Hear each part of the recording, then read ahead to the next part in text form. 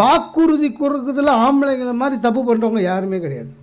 டக்குன்னு வாக்குறுதி கொடுக்குறாரு. எனக்கு பையன் 3-4 வயசு இருக்கும்போது என் ஒய்ஃபு ரொம்ப டெய்லி போனால் ஒரே ராமாயணம். காலையிலேருந்து நான் கஷ்டப்படுறேன், நீங்கள் ஆஃபீஸு போயிட்டு சாயங்காலம் தான் வரீங்க, ஃப்ரீயாக இருக்கிறீங்க, காலையிலேருந்து கஷ்டப்படுறேன், இந்த பையனை பார்த்துக்க முடியல, ரொம்ப கஷ்டமாக இருக்குது, சமையலும் பார்க்கணும், வீடும் பார்க்கணும், எல்லாம். டக்குன்னு நான் பண்ணிட்டேங்க, நீ கவலைப்படாத, ஆஃபீஸ்லேருந்து பையனை நான் பார்த்துக்கிறேன்ட்டேன். நான் செஞ்ச பெரிய தப்பு.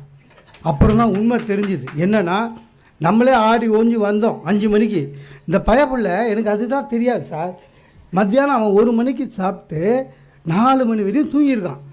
தூங்கிட்டு கலாட்டா பண்ணுறதுக்குன்னு 5 மணிக்கு ஃப்ரெஷ்ஷாக எழுந்துக்கிறான். அந்த நேரத்தில் தான் நம்ம மாற்றோம். இவ 5 மணி வரையும் தெளிவாக இருந்துட்டு டிவி பார்க்க உட்காந்துறான்.